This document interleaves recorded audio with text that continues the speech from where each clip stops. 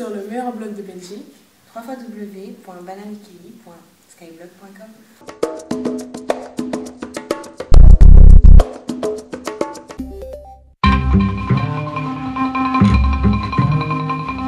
Les archives d'Afrique, Alain Foka. Bonjour à tous et bienvenue dans ce magazine consacré à l'histoire contemporaine de l'Afrique à travers ses grands hommes. Nul n'a le droit d'effacer une page de l'histoire d'un peuple, car un peuple sans histoire est un monde sans âme. L'AFDEL a une mission de créer un État solide et prospère, et pas le contraire. Un État libre et démocratique, et pas dictatorial. L'AFDEL, c'est donc une organisation du peuple pour sa propre survie, sa propre dignité.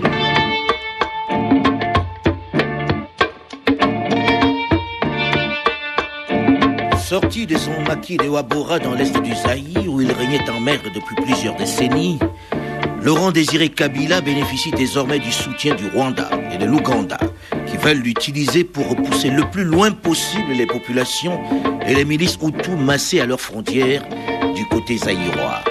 Il s'agit pour Paul Kagame, le président du Rwanda, et pour Yoweri Museveni d'Ouganda, son mentor, d'éloigner la menace Hutu.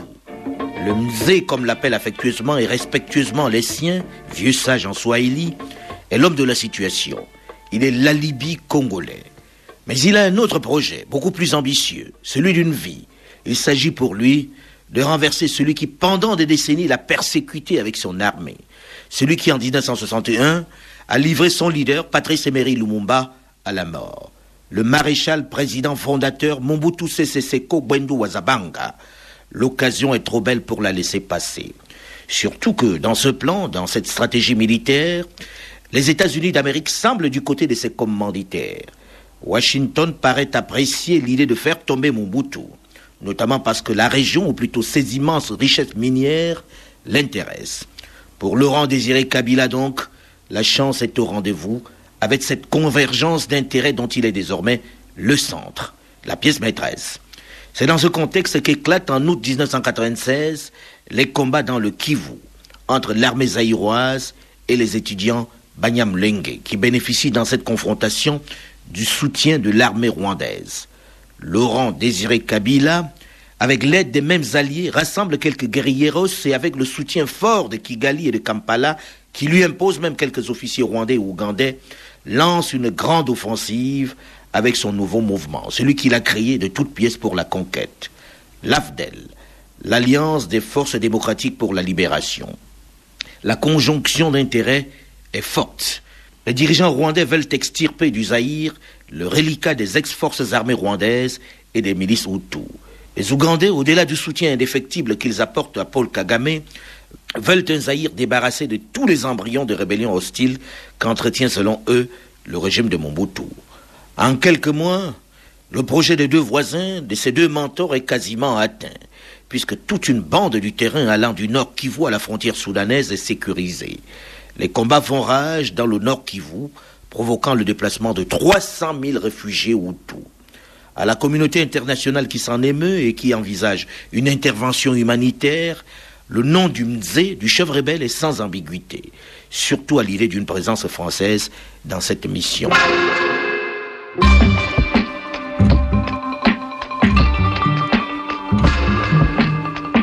La communauté internationale est très réticente. Ce matin, par exemple, le ministre britannique de la Défense a dit que Londres n'enverrait probablement pas de troupes dans l'est du Zaïre. Cet après-midi, on a appris que le Danemark, la Suède et la Finlande avaient décidé de ne pas envoyer de soldats au Zaïre, préférant, je cite, concentrer leurs efforts sur l'aide humanitaire. Et puis je vous rappelle quand même la position des États-Unis qui ont dit ce week-end qu'ils n'avaient pas encore décidé, qu'il fallait qu'ils réfléchissent. Bref, en dehors de la France et de quelques pays africains, personne n'a vraiment dit formellement oui, nous enverrons des troupes au Zaïre. Et le paradoxe ce soir, c'est que les rebelles Tutsis qui tiennent Goma et Bukavu veulent de tous les pays, sauf de la France. Le chef des rebelles, Laurent Désiré Kabila, l'a dit très clairement à Luc Lemonnier. Le gouvernement français n'est pas du tout impartial. Ce que j'aimerais dire à M. Chirac, que la politique du gouvernement français est totalement injuste à l'égard de notre pays, de notre peuple pendant plusieurs années. Et les autorités françaises doivent venir du côté du peuple qui se révolte contre les hommes de paille, Mobutu, et toute sa classe politique autour de lui. Et je demanderai aussi au peuple français, êtes-vous prêts, vous Français, de prendre Mobutu et toute sa clique pour aller diriger ne fût-ce qu'une région de la France, parce que ce sont de meilleurs dirigeants. Alors on vous en donnera ces hommes pour rien sans un franc français à payer. Le peuple n'en veut plus. Les États-Unis, anciens alliés de Mobutu, ne semblent pas non plus disposés à favoriser une quelconque sécurisation ou interposition. Oui, c'est vrai, depuis le début, les États-Unis bloquent le déploiement d'une force de sécurisation des couloirs humanitaires au Kivu, seule solution immédiate au drame. Au moment de la proposition française d'une force de 5000 hommes, c'était, dit-on, compréhensible quand l'Amérique était dans l'attente du résultat de l'élection présidentielle. Mais la chose faite, Bill Clinton réélu, rien n'a changé. Les États-Unis ont posé pas moins de 30 questions aux Français sur l'opération. Paris a répondu, mais cela n'a pas suffi pour convaincre, et les délégués américains à l'ONU redisent à l'envi dans les couloirs que le dossier africain n'est pas prioritaire à Washington. À New York, on aurait donc décidé d'attendre. On parle donc du 20 novembre. Et c'est vrai que la France, initiatrice, a besoin de l'appui des États-Unis, non seulement à cause de son poids sur la scène internationale, mais aussi afin d'éviter les susceptibilités locales et que, comme en 94, au moment de l'opération turquoise, les uns ou les autres ne puissent dénoncer une intervention des anciennes puissances coloniales. Mais l'opération française ne peut se passer des Américains pour des raisons également logistiques. Les troupes, mais aussi les transports. En attendant, le Conseil de sécurité des Nations Unies, qui doit donner le feu vert, est paralysé. L'Organisation de l'Unité africaine a déjà montré son impuissance et les émissaires européens en sont réduits à des incantations à la raison sans grand résultat.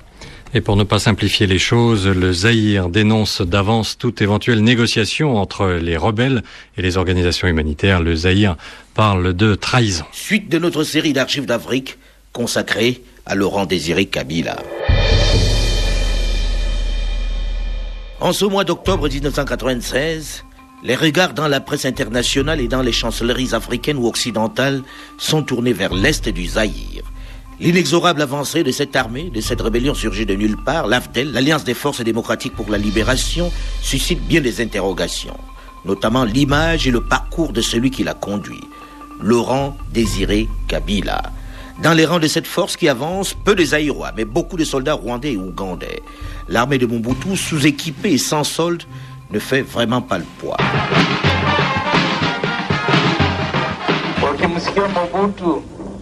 Anafika Kinshasa, basi mji wote unabomoka. Wanakimbia kwa sababu walimsikia Mobutu. À cet ancien maquisard, il faut ajouter en octobre de la même année 1996 des opposants zaïrois qui se joignent à cette rébellion. Très rapidement, les villes les plus importantes et les plus symboliques tombent les unes après les autres. Dès le 30 septembre 1996, Bukavu est la première à tomber aux mains de la rébellion. Ceci avant même la création officielle de l'AFDEL, qui ne naîtra que le 25 octobre. Le 4 novembre 1996, le gouvernement zaïrois reconnaît ne plus contrôler Goma et Bukavu. Et l'on parle de centaines de milliers de réfugiés hutus rwandais jetés sur les routes. 1 demi-million d'entre eux rentrent au Rwanda. Alors Paris réaffirme son attachement à l'intégrité territoriale du Zaïre. Dans son lit d'hôpital, le président Mobutu est informé de tous les revers que subit son armée. Mais le vieux léopard, se fiant aux propos de quelques courtisans, ne doute pas qu'il reprendra assez rapidement le dessus sur le terrain. Mais il va très rapidement se rendre compte que sa division présidentielle spéciale ne peut pas tenir tête face à cette horde qui déferle. Malgré la maladie, l'opération de la prostate qu'il vient de subir, le vieux président décide de reprendre le contrôle en rejoignant le 17 décembre 1996 la capitale zaïroise, où depuis quelque temps, les rumeurs le disaient mourant. Il revient pour prendre en main les opérations, lui-même. La presse est dans son avion, qui décolle de Cap-Martin en France, où il était en soins. Inquiet, je ne le suis pas. Ce n'est ni mon genre, ni mon caractère. Je ne suis pas inquiet. Je rentre dans mon pays, le pays de mes ancêtres.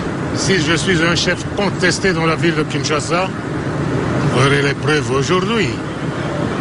Si je suis le chef pour lequel le peuple est resté fidèle, les preuves seront faites aujourd'hui. À l'aéroport international d'Alger, il y a de l'émotion, je vous assure. Le président de la République qui tient de sa main la citoyenne présidente Mama Bobila Dawa est descendu de l'avion. Le président vient de subir une opération en Suisse et il nous revient en bonne santé. Il faut dire merci au Seigneur pour avoir écouté nos prières, les prières du peuple zaïrois. Je vous assure que le président a recouvré sa santé car il marche seul, on le remarque.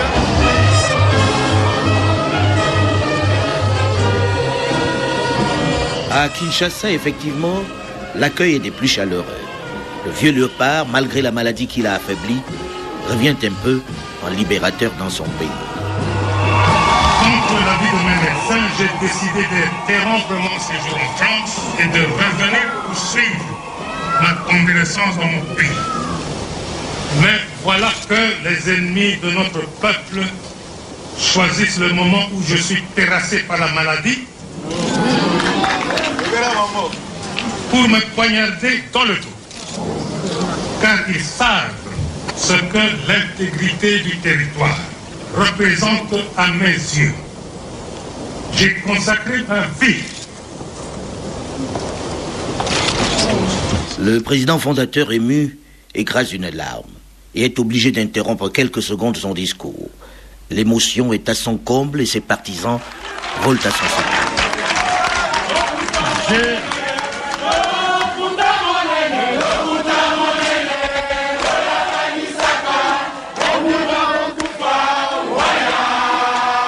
Le président Mobutu est de retour et le général Maélé, le nouveau patron de l'armée zaïroise, annonce une contre-offensive foudroyante contre la rébellion.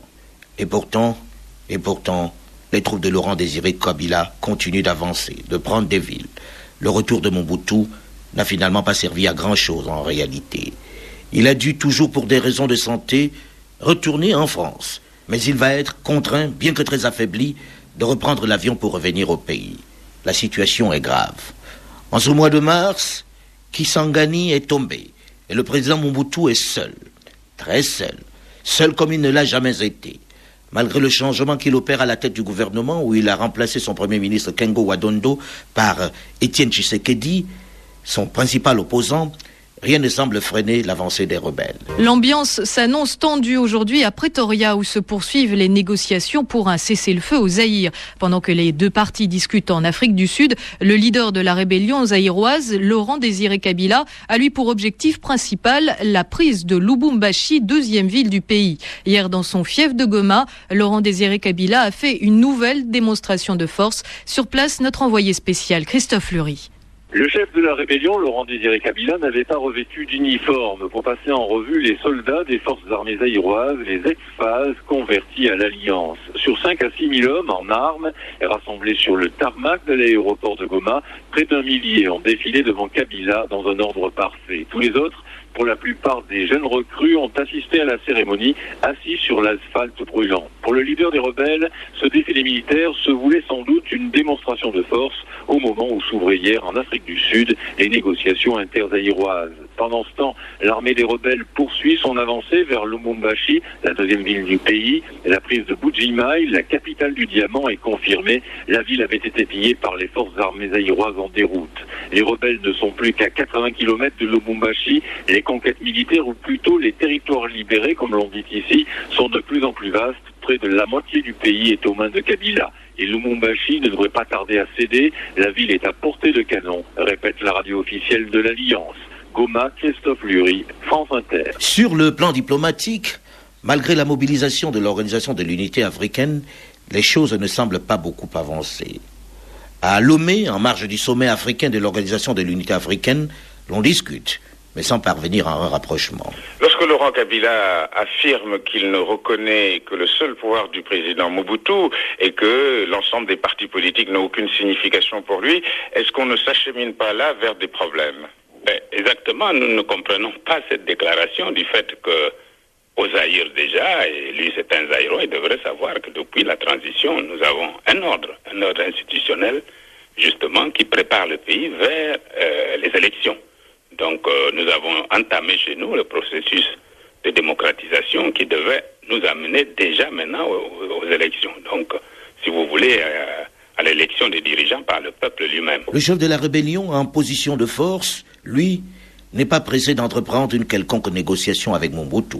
Et le premier contact entre ces hommes et ceux du chef de l'État zaïrois se déroule en Afrique du Sud, en avril 1997. En Afrique du Sud, pour la première fois, des représentants du gouvernement de Kinshasa ont donc officiellement rencontré aujourd'hui des représentants de Laurent Désiré Kabila. L'objectif est d'au moins arriver à un cessez-le-feu après 6 mois de guerre civile, compte rendu de ces premiers pourparlers avec Farida Ayari à Pretoria. Après l'ouverture officielle des négociations, les délégations zaïroises, le médiateur de l'ONU et le vice-ministre sud-africain des Affaires étrangères se sont envolés vers un lieu tranquille qui se trouve à 20 minutes d'avion entre Pretoria et Sun City, le Las Vegas sud-africain. Selon une source proche des négociations, celles-ci n'ont même pas encore commencé. Quoi qu'il en soit, les pourparlers promettent d'être serrés car les deux parties ne semblent pas prêtes au compromis. L'Alliance démocratique souhaite un changement fondamental, c'est-à-dire le départ du maréchal Mobutu. L'Alliance n'est pas prête non plus à négocier un cessez-le-feu et un partage du pouvoir, comme le souhaite Kinshasa. Fort de leur avancée sur le terrain, il est peu probable que les hommes de Kabila fassent des concessions avant la chute de Lubumbashi, la capitale de la province minière du Chaba. Même la capitale du diamant Bujimaï est conquise le 4 avril 1997. 8 groupes de 50 hommes, bérets rouges ajustés sur le crâne, l'arme à l'épaule, sont parfaitement alignés devant le leader des rebelles, Laurent Désiré Kabila. Un sourire aux lèvres, le chef de l'Alliance regarde ces hommes. Ce sont des anciens soldats des forces armées zaïroises, les phases reconvertis. Derrière eux, il y a les jeunes recrues que les rebelles sont allés chercher autour de Goma, dans les villages proches des volcans ou près du lac Kivu. Beaucoup sont très jeunes, 9 ans, 10 ans. Ils sont assis sur le tarmac de l'aéroport, invités à voir défiler les ex-phases reconditionnés. Chaque groupe est commandé par un homme, muni d'un sabre, les ordres fusent.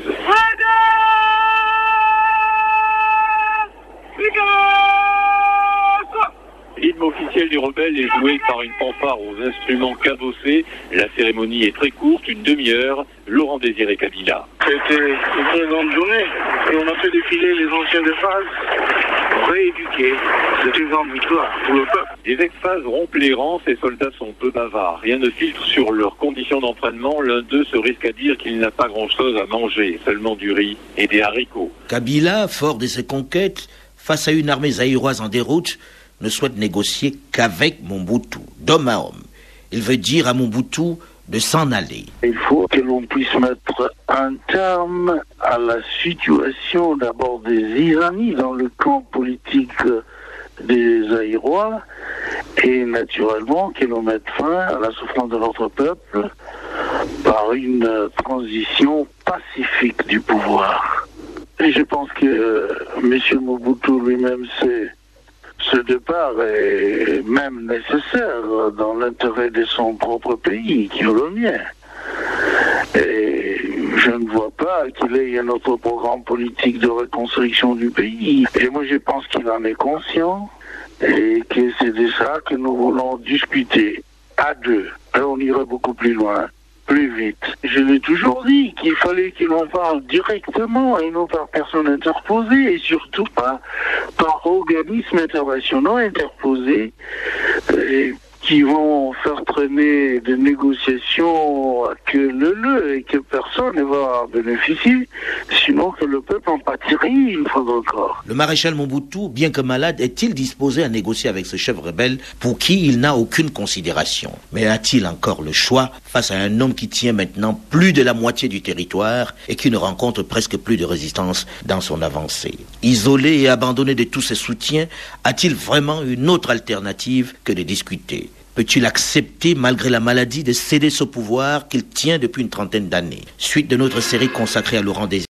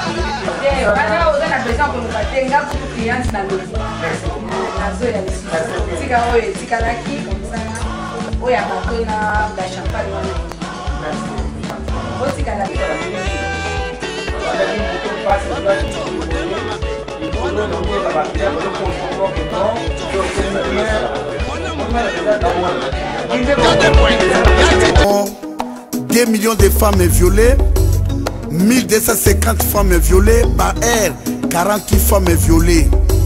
Harry Hippolyte Kanambe, le fils de Christophe Kanambe et Madame Marceline, vous serez jugés d'ici là. La révolution, toujours la victoire pour le peuple congolais. Togoti Kapé.